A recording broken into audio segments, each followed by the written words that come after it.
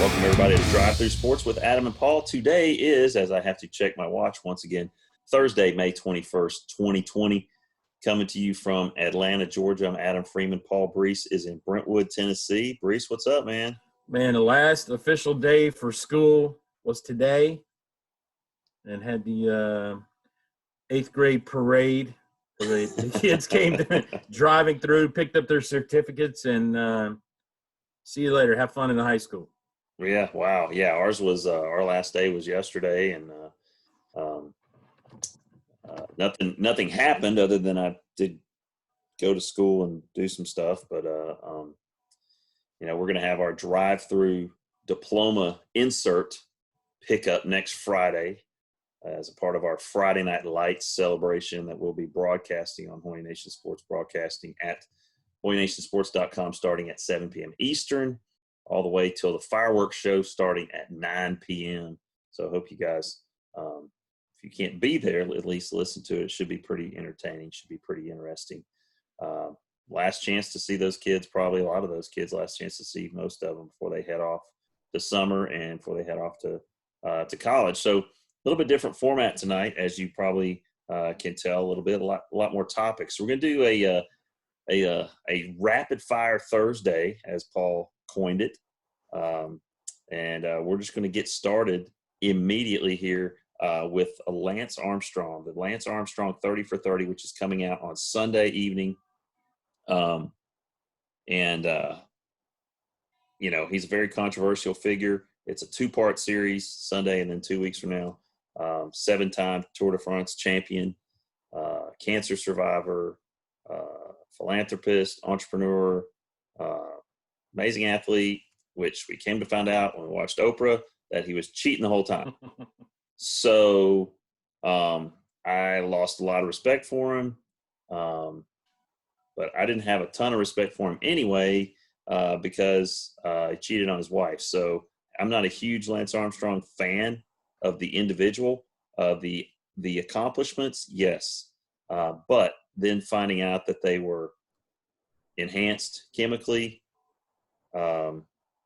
I think the most interesting part about the Lance Armstrong story is just how pervasive the doping was and the illegal drugs was in that sport, and that it wasn't just him, and it was almost just like a culture of cheating.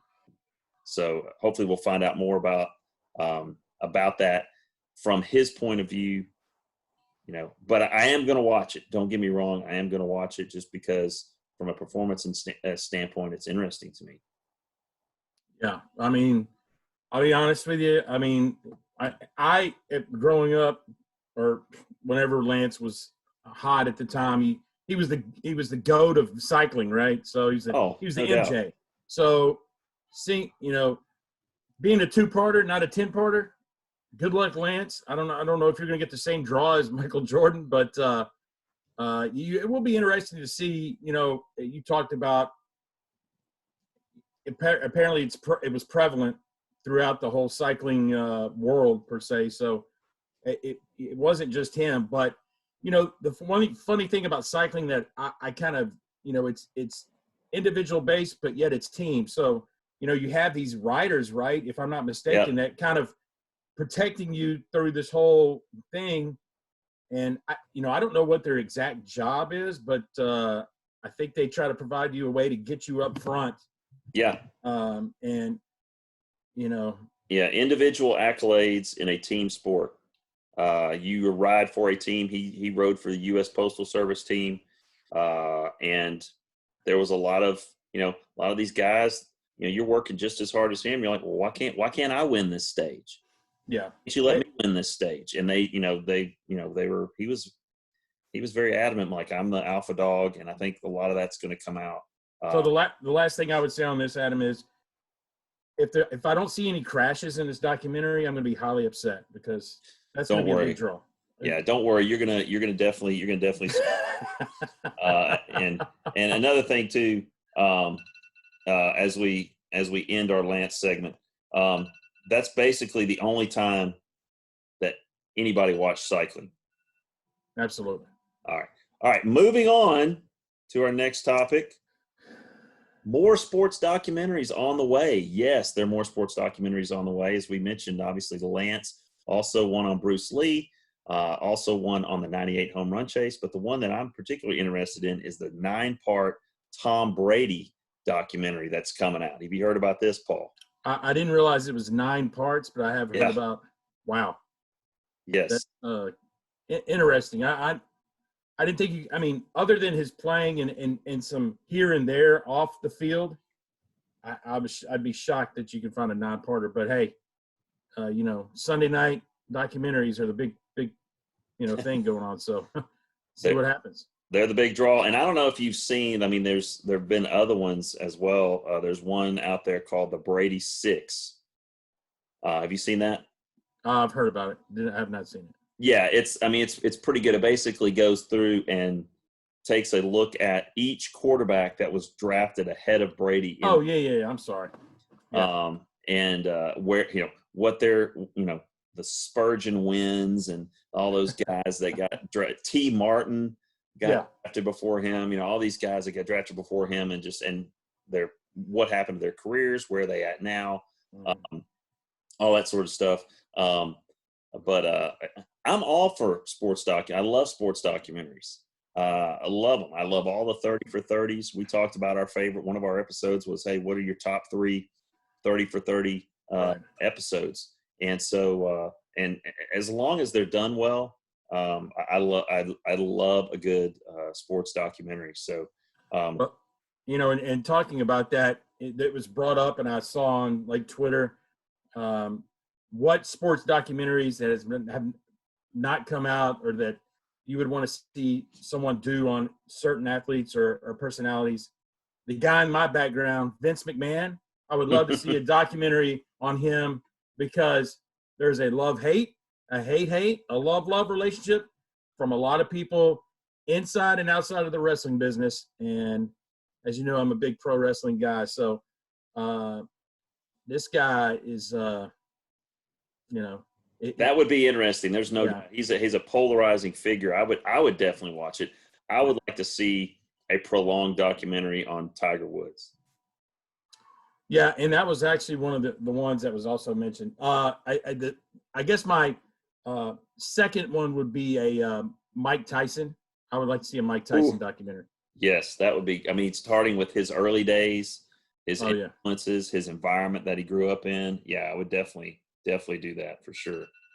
All right, that gets us to the next topic, which is NBA return date. Okay, there's been a lot in the news lately about what this is going to look like. Do they come back? They've been let back into facilities to practice, although it's very limited with who can be in there. I just think at this point, if you come back, you just scrap what's left of the season. And there's been a lot of things about interesting theories about what the playoffs would look like.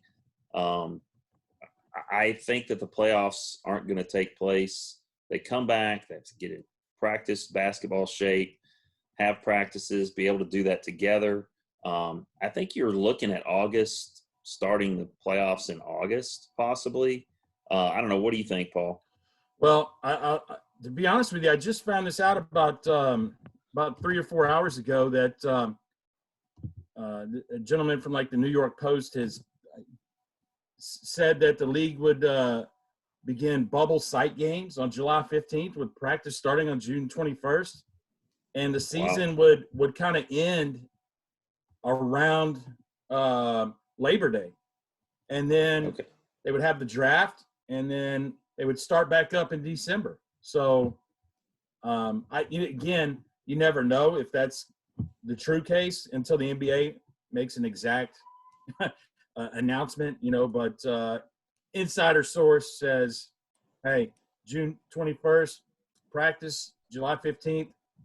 And they call it bubble sites. I'm assuming that certain teams are going to play at certain sites, and then regionally, probably in a regional format. Yeah. I mean, they only have how many games left? 18.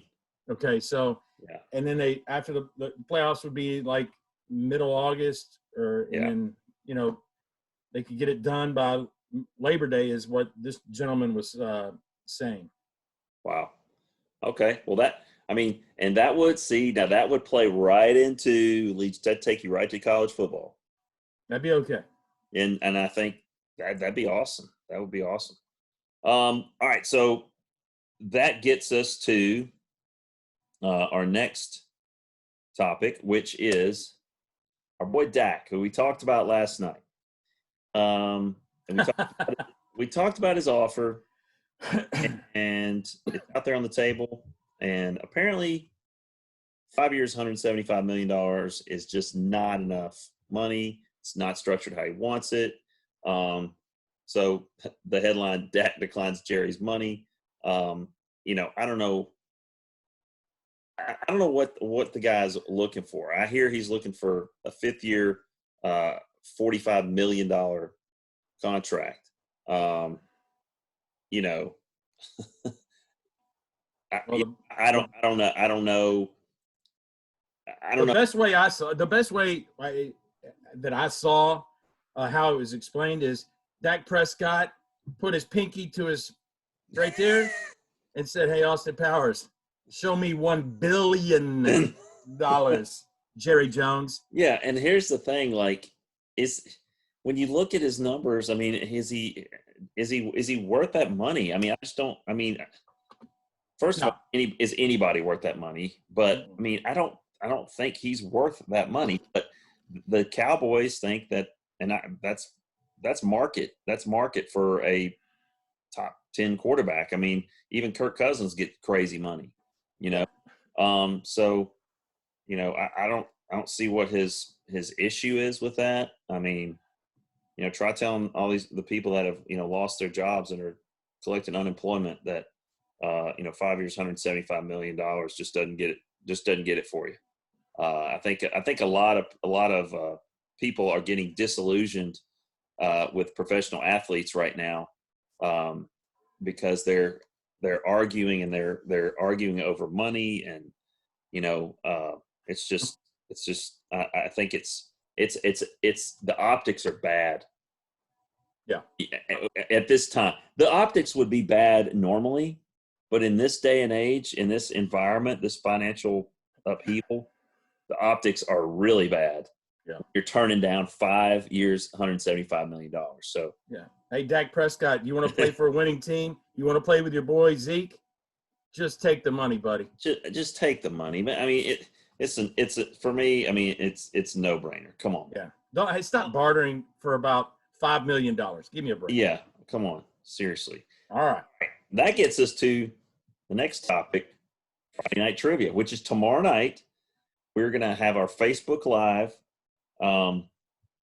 and we've already recruited teams, correct, Paul? Yeah, Team Tennessee. Team Tennessee versus we'll call it Team Georgia. We got 2 guys from Georgia, a guy from Alabama, and I think it should be a lot of fun. It's going to be on Facebook Live. We're going to hopefully do some practice round, or we're going to work it out some way, and we're going to figure it out, and it's going to be a lot of fun. 8 p.m. Central, 9 p.m. Eastern Standard Time on the East Coast if you're tuning in. But I think Brees and I are going to be the moderators. We'll be asking the questions. I think we need to think about some sort of format, just, a point question. Yeah. Simple, nothing complex. Absolutely not. 10, 15 seconds to answer.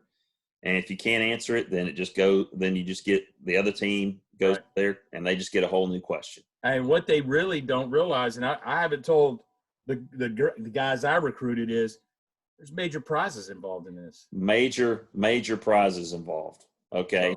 And so I think once they learn that, their competitive side is really going to come. And it could, I don't know, it might get ugly. I don't know what we're going to do if it gets ugly. It would be like a Saturday SEC football game. It could get ugly. And if it gets ugly, we may just have to mute people. I don't know, or revoke their password or something along those lines. But we'll figure something out.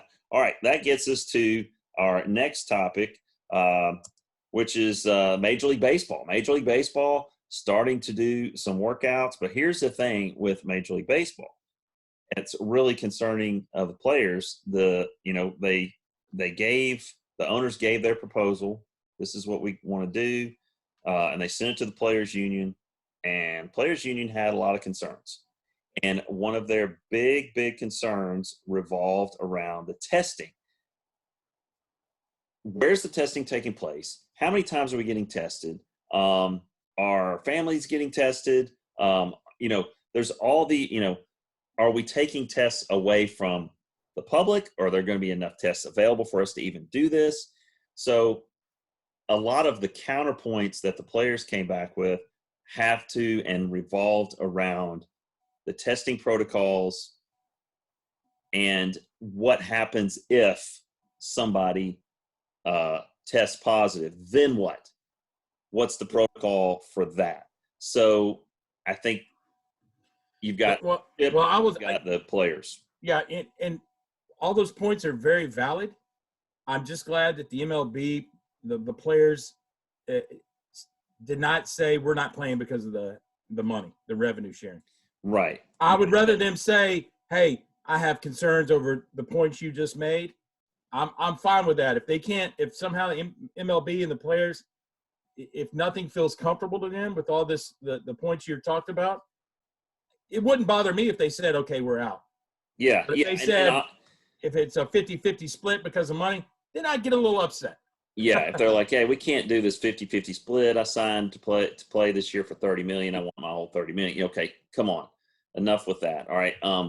But if it really is a safety issue and that's their main concern, which it sounds like that's their main issue, is how much testing is going to be available, how many times do we have to be tested, and what happens if there's a positive test. That seems to be the prevailing concern from the players union.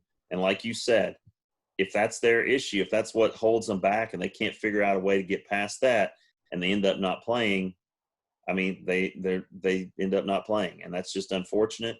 And that kind of gets us into, because you got a lot of lost revenue, a lot of local cities, municipalities losing a lot of revenue. And that gets us to our next topic, which is Power 5 football money. Okay.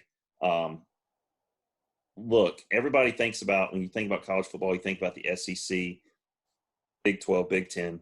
You really think about the SEC. Let's just be okay. But they're the major money makers. All these other sports at the University of Georgia, they exist because of what happens between the hedges. All these other sports at University of Tennessee, they exist because of what happens at Neyland on a Saturday. Okay. Don't, all the swimming, diving, the tennis, the soccer, the volleyball, all the really non-revenue sports, the only reason they can exist is because of the football revenue. Well, if there is no football revenue, okay, then those sports go away. We already saw today East Carolina cut men's and women's swimming and diving and women's tennis.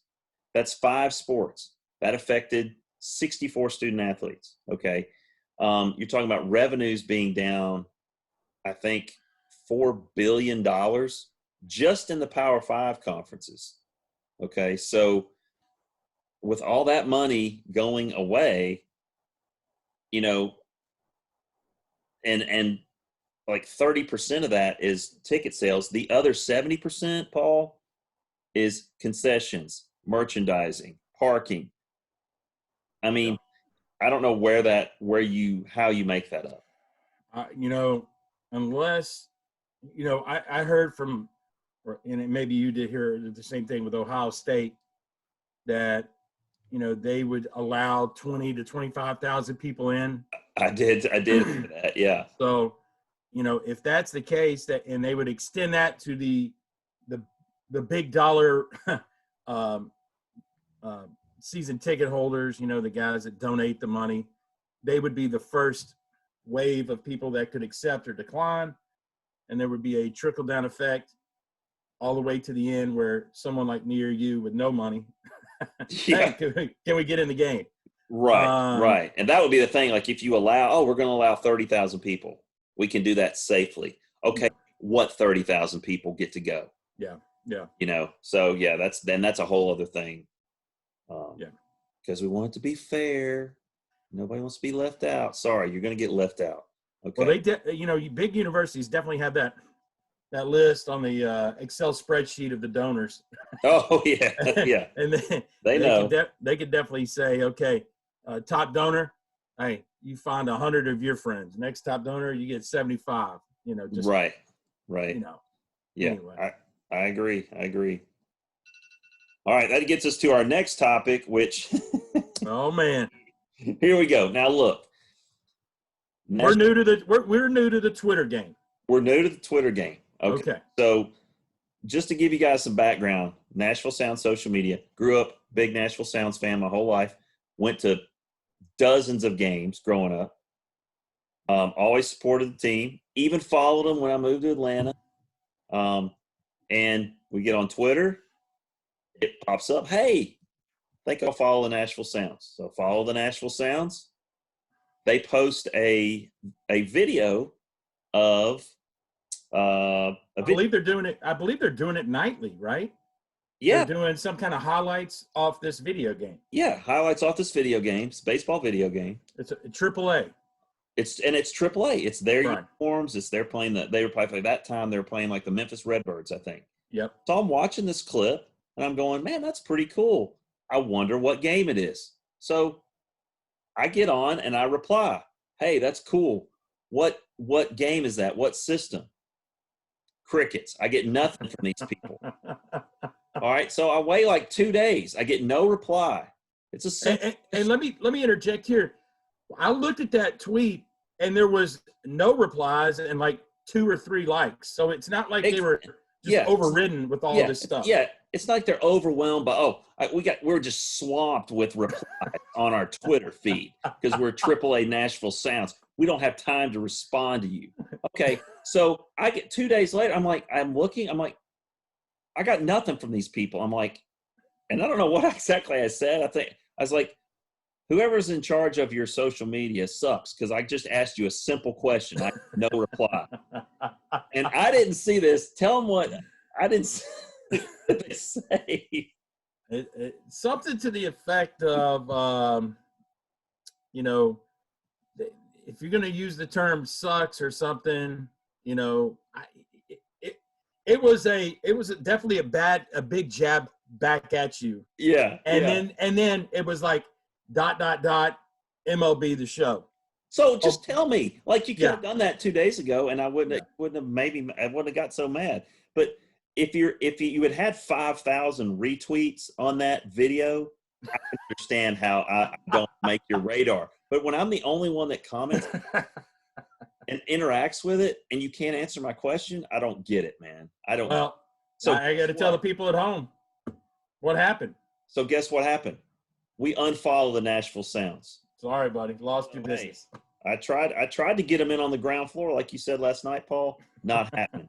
And I tried to get them involved, but they couldn't handle it. All right. So we're going to stick with baseball here. This is KBO stuff. KBO. Now, again, I don't know if you follow the Korean baseball organization. It's the only live baseball you're going to get. What are you talking about? I love that. He loves the Dinos, man.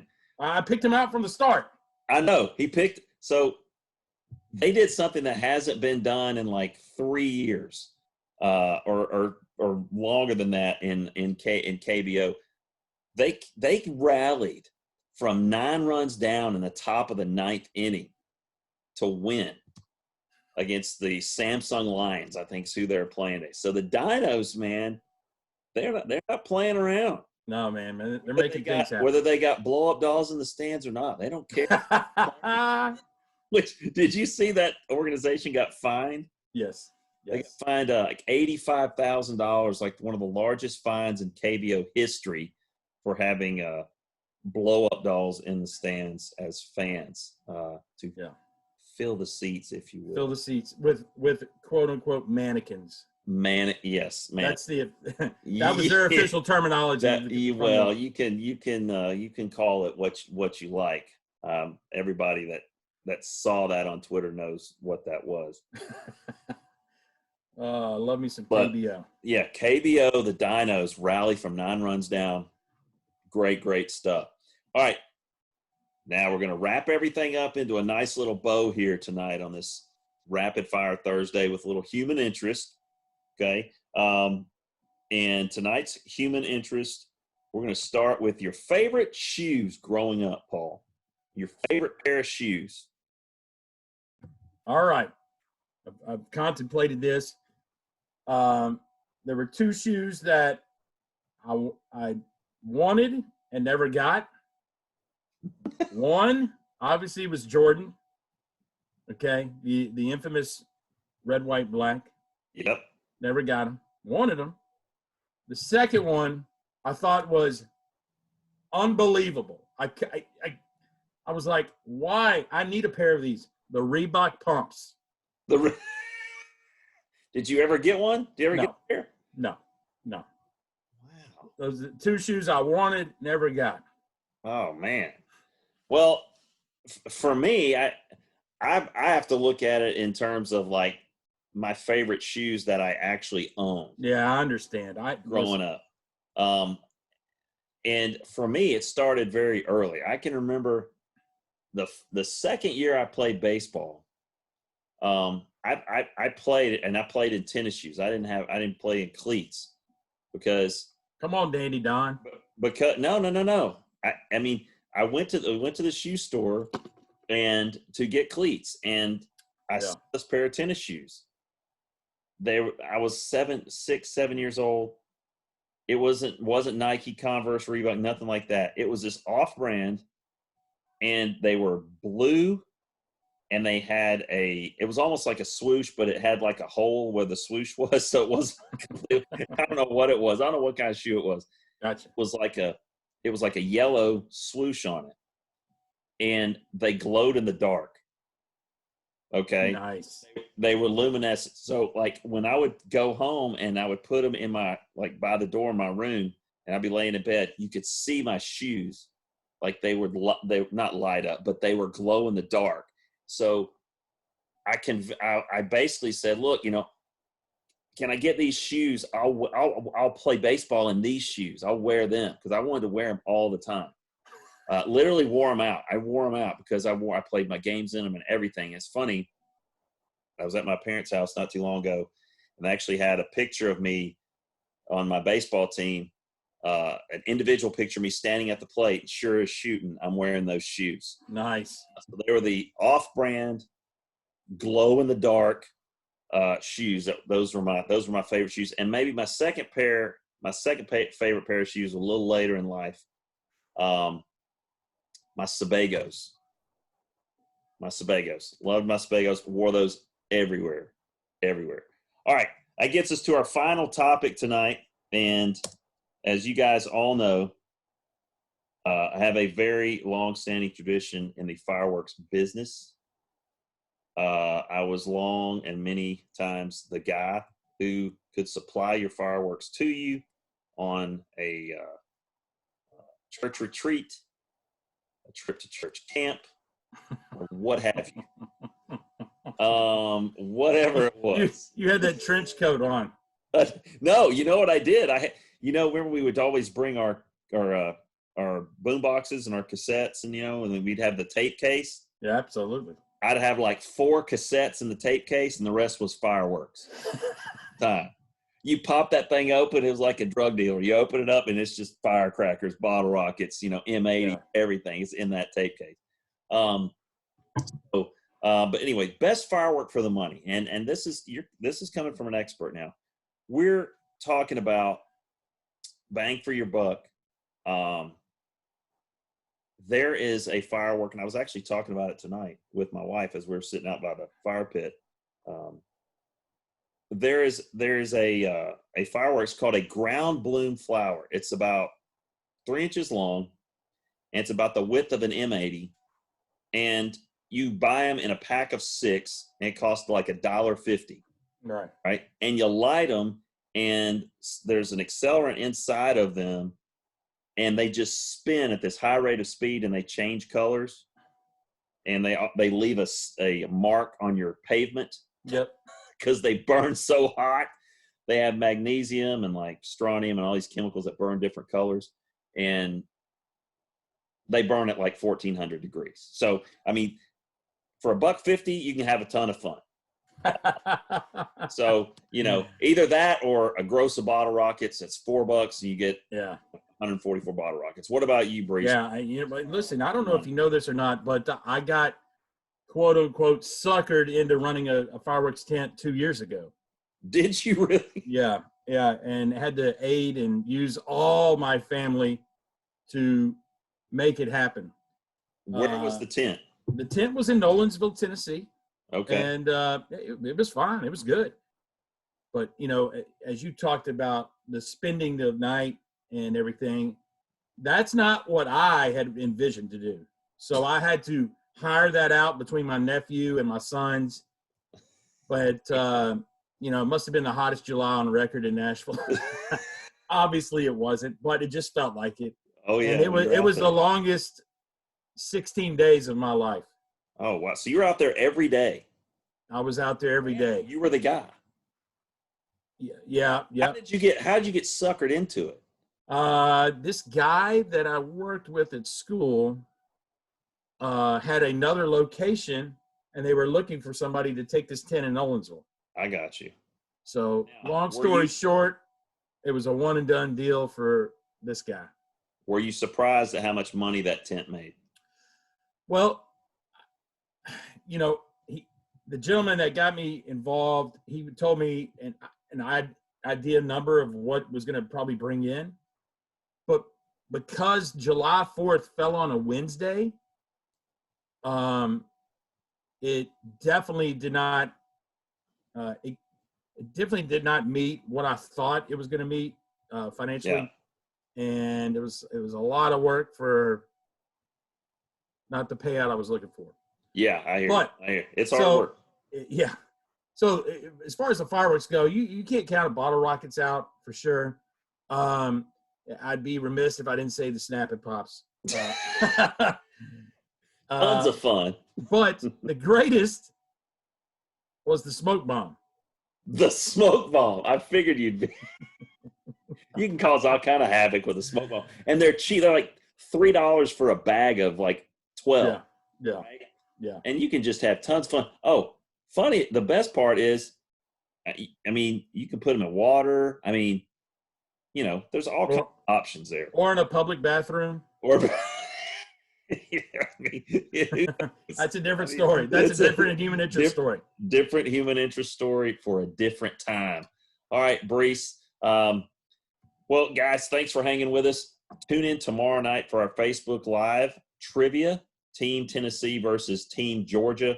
And check out some of our recent episodes, as you can see over here on our screen. Also, click down there on our YouTube link to subscribe. Just click on our picture of me and Paul down there on the bottom of the screen, and subscribe to our YouTube channel, Drive Through Sports with Adam and Paul. We appreciate it. You've been listening to Drive Through Sports with Adam and Paul.